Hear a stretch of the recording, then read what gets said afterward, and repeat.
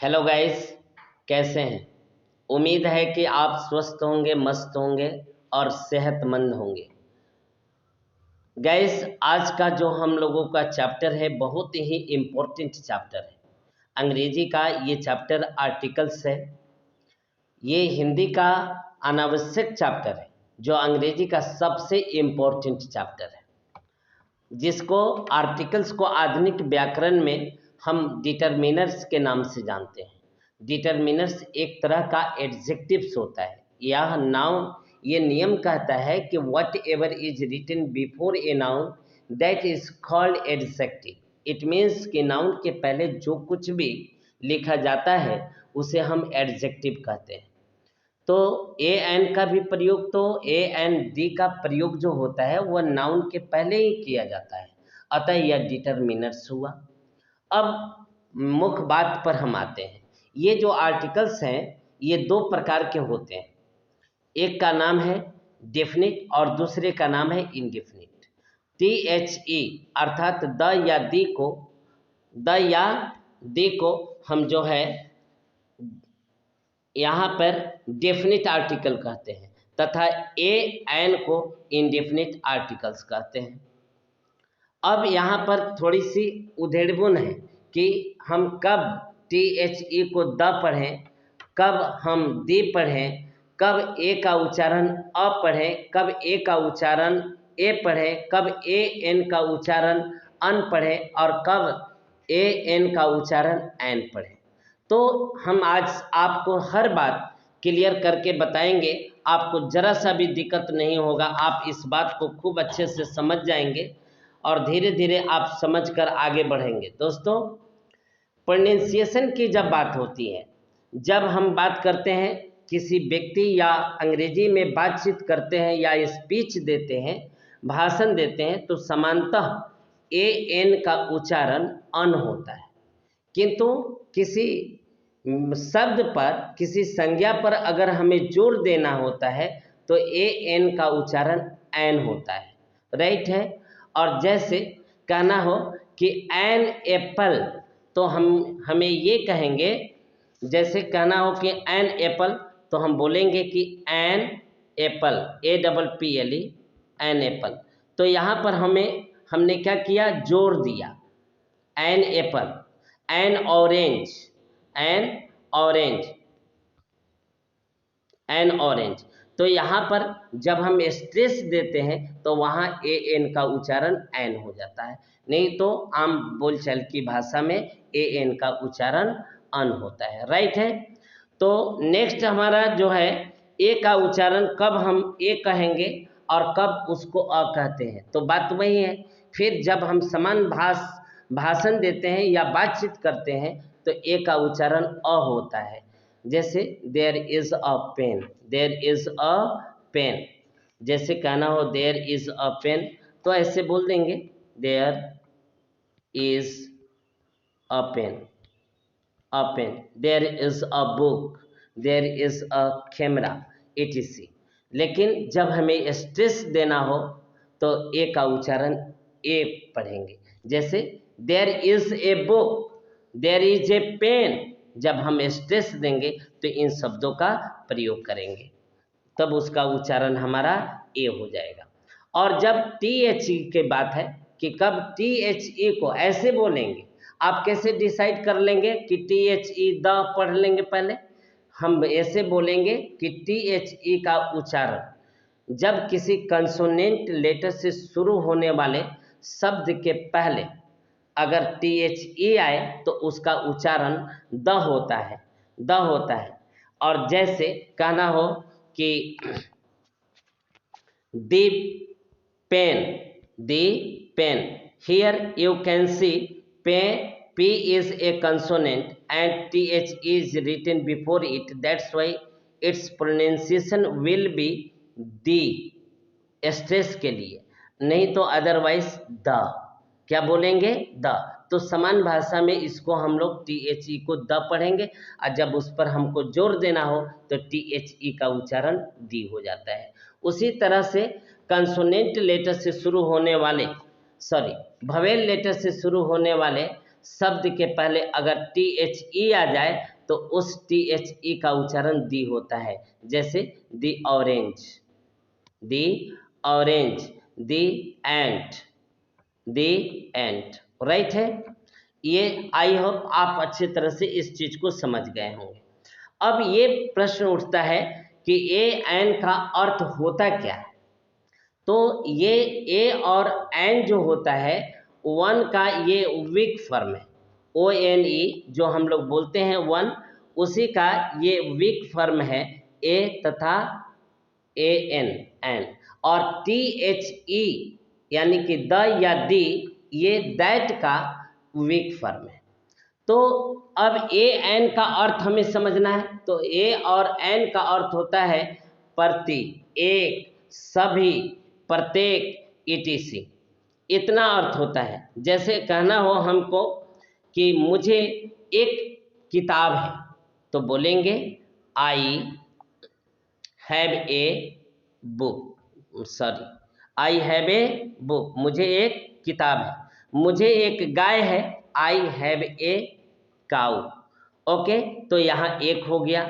अगर नेक्स्ट हमें बोलना हो, जैसे समझाना हो, या हमने अभी कहा कि आपका ए का अर्थ ऑल भी होता है, अर्थात सभी भी। जैसे कहना हो कि गाय को एक पूंछ होती है, तो मान लेते हैं यहाँ स्पेसिफिक हम बात नहीं कर रहे हैं। एक काऊ हैज ए टेल, तो यहाँ एक काऊ का अर्थ क्या हुआ कि सभी गाय, यानी कि all cows have a tail. यहाँ पर ए का अर्थ हुआ ऑल। ठीक, नेक्स्ट अर्थ होता है प्रति या प्रत्येक, प्रति या प्रत्येक। जैसे कहना हो कि जो आटा जो है वह 40 रुपये किलो बिकता है, राइट है, 40 रुपये प्रति किलो बिकता है, तो यहाँ प्रति। तो यहाँ हम बोलेंगे कि फ्लोर सेल्स ₹40 एक किलो। यहाँ पर ए का अर्थ क्या हुआ, प्रति किलो, तो यहाँ ए का अर्थ हो गया प्रति। यहाँ एक काऊ का अर्थ हो गया ऑल, और यहाँ आई हैव ए बुक, तो यहाँ पर अर्थ हुआ एक। नेक्स्ट बढ़ते हैं, ए का अर्थ प्रत्येक भी होता है। क्या होता है, प्रत्येक। जैसे कहना हो कि राम प्रत्येक महीना 10,000 रुपया कमाता है, तो हम तो आसानी से कह सकते हैं कि Ram earns Rs 10,000 a month. यहाँ पर जो ए मंथ लिखा गया, तो यहाँ ए का अर्थ एक महीना नहीं, बल्कि यहाँ हुआ प्रत्येक मंथ। तो प्रत्येक मंथ, तो ए का अर्थ और एन का अर्थ आपने देखा कि ए तथा एन का अर्थ क्या होता है, एक होता है, प्रति होता है, प्रत्येक होता है, सभी होता है, यहाँ तक कि उसका पर भी होता है। क्या होता है, पर। जैसे कहना है कि राम शिकार पर गया, तो यहाँ पर आया, तो बोलेंगे कि राम वेंट ए हंटिंग। यहाँ पर दोस्तों ए जो है इसका अर्थ पर हुआ, राइट है। उसके बाद अगर ए का अर्थ कोई भी होता है, जैसे कहना हो कि क्या आपके पास कोई कलम है, तो हम ये बोलेंगे do you have a pen. तो यहाँ पर जो मैंने लिखा do you have a pen, यहाँ ए का अर्थ जो होता है क्या हुआ, कोई। यहाँ अर्थ हो गया आपका कोई। नेक्स्ट,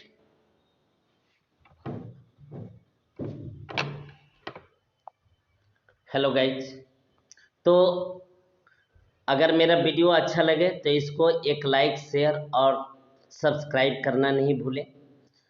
तो मैं बता रहा था कि अभी तक कि उसके प्रोनाउंसिएशन के बारे में।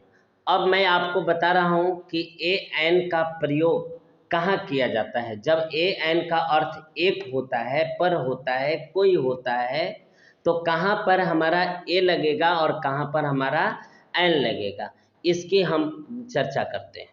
तो इसकी चर्चा बहुत सिंपल है। जब हम छोटे बच्चे होते हैं तो हमें ये पढ़ाया जाता है कि वोवेल लेटर्स के पहले हमको एन लगाना है और कॉन्सोनेंट लेटर्स के पहले ए लगाना है।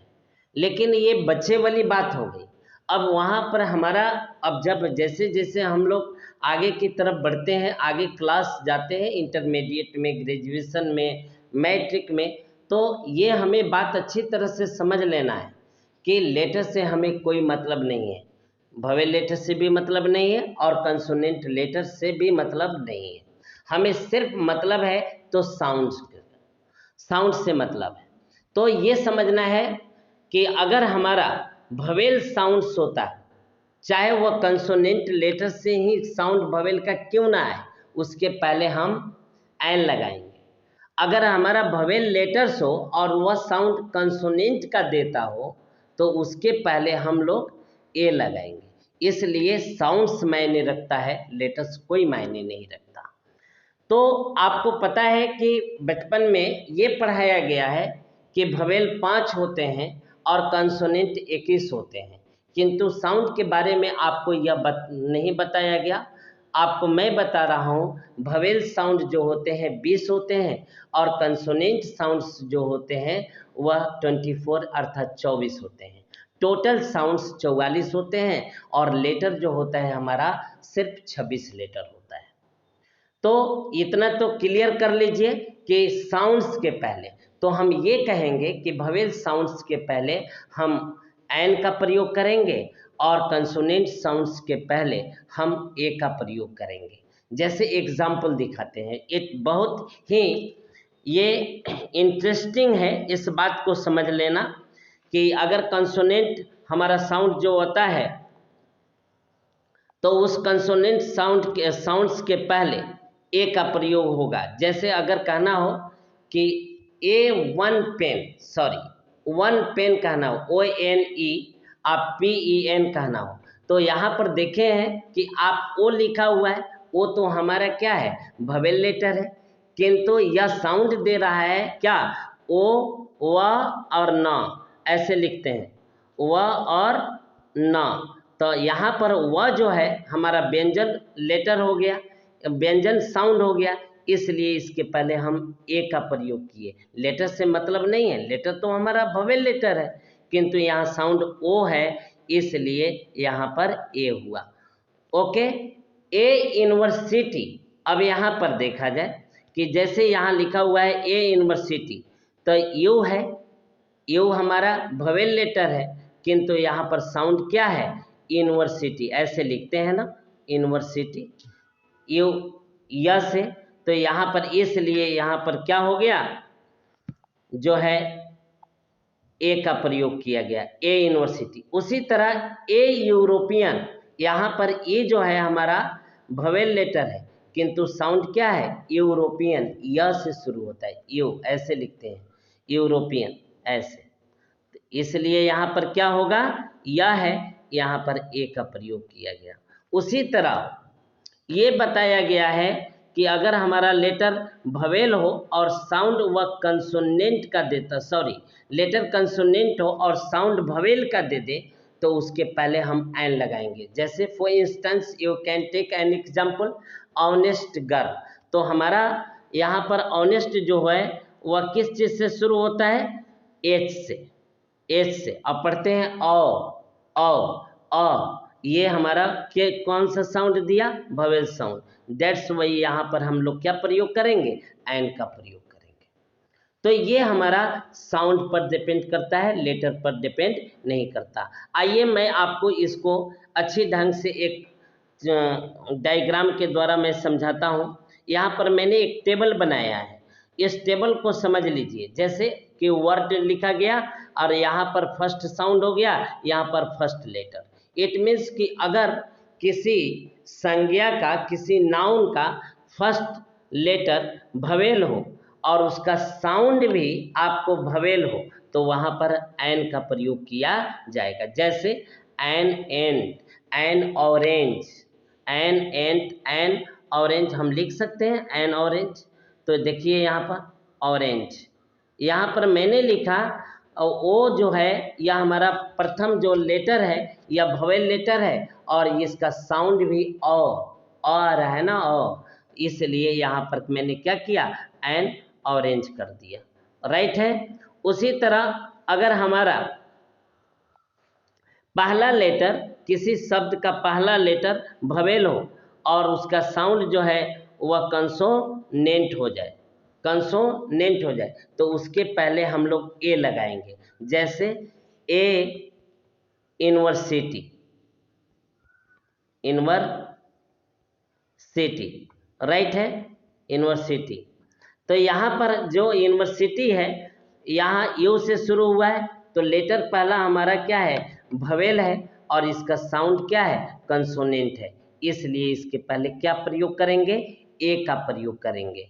ए यूनिक, ए यूनियन, आप देख रहे हैं कि लेटर हमारा क्या है, भवेल है, किंतु साउंड कंसोनेंट है, इसलिए यहाँ पर हम लोग किस चीज का प्रयोग करेंगे, ए का प्रयोग करेंगे, राइट है।